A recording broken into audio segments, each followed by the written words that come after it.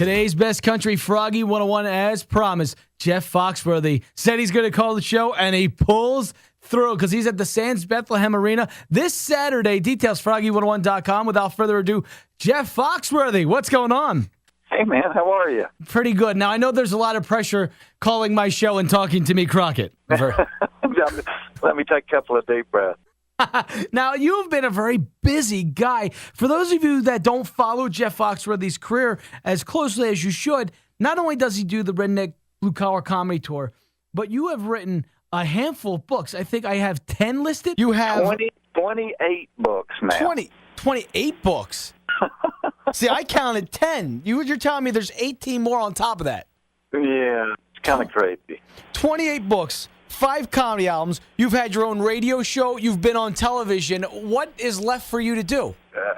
No, I just became an empty nester. It might be fun to kind of find out. You know what? I've been so lucky. I've gotten to do so many different things, whether it was books or calendars or TV shows or whatever. But if you ever put a gun in my head and said, you can't do the one thing, it would be stand-up. That's I think I'm one of the weird comedians. I didn't get into it kind of as a springboard to TV or movies. I just got in it because I love stand-up and love standing up there and make people laugh. So it's, as other things get busier, it's harder to find that time. I was doing 3 different TV shows this year, but that's why I'm looking forward to coming up there. I always enjoy that time on stage. Now, you were born in Atlanta, Georgia, correct? That is correct. Yeah, I served 8 years in L.A., but I've been back in Georgia for about 17 or 18 years now. Okay, so in Georgia, I know pro wrestling is very big.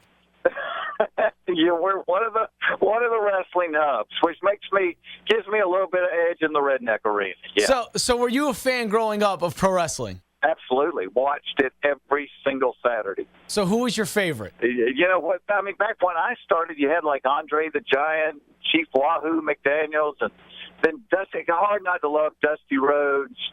I remember when Harley Race called Dusty's mother an egg-sucking dog on TV. Boy, that was a fight.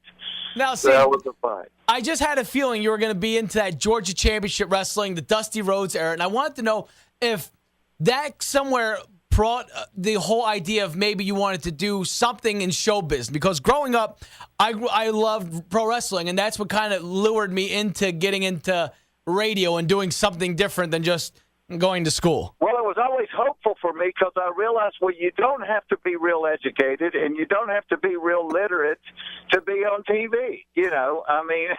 So people like Dusty and Ric Flair gave me hope that I could find something to do where I didn't have to pick up heavy stuff.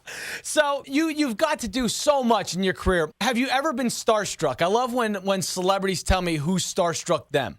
I have. But one time I was working in Las Vegas, and Mickey Mantle was in town with Whitey Ford and came to a show. And the next day I'm walking down the hall, and a voice comes out of the stairwell and said, I sure did like your show last night. And I said, oh, thank you. And I look, and it's Mickey Mantle. And I literally could not talk. I could not get a word to come out of my mouth when I met Mickey Mantle. And I was a little bit like that. I met Muhammad Ali. I was a little bit like that, and a little bit like that with Bono. I think I made an idiot of myself in front of Bono. Well, what happened with Bono?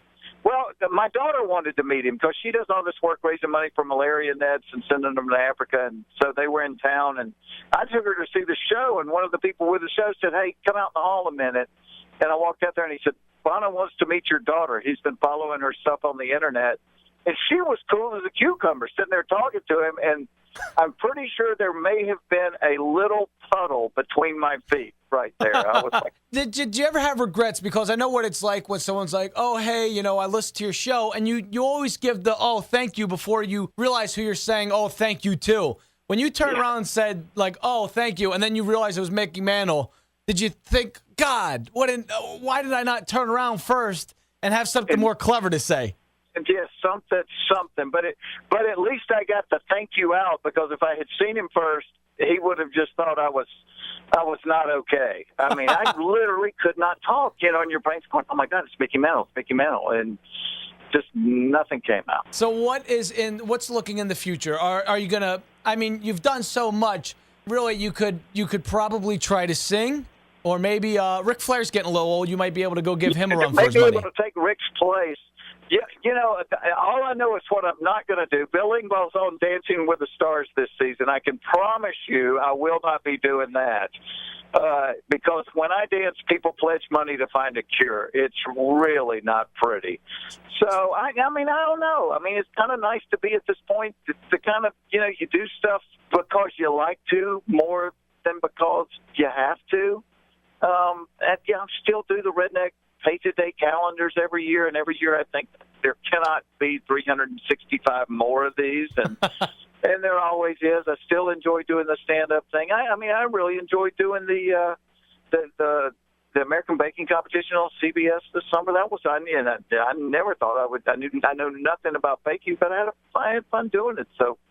Now it's kind of fun to look out there and go, all right, what have I not done? What would be fun to do? And when I'm not working, I have a farm in Georgia, and, people go like, really? But I'm on a tractor. If I'm not working, I'm on the farm and on a tractor and happy as a pig in the sunshine doing that. So you're on the tractor, you're on the plane. Do you have an iPod, some sort of music listening device?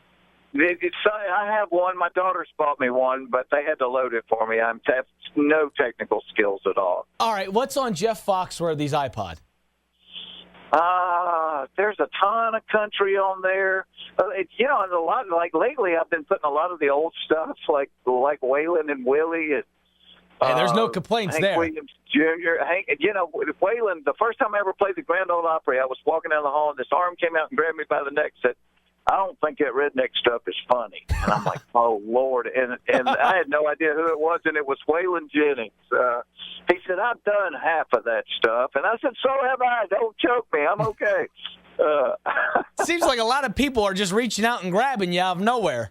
I'm telling you. But life is good. I'm 2 decisions for making French fries for a living, so I'm just kind of amazed it's gone on this long.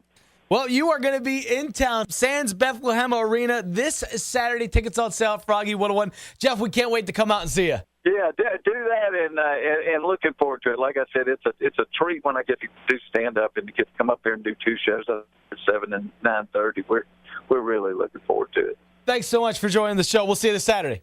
All right, buddy. Thanks for having me. Have a good day.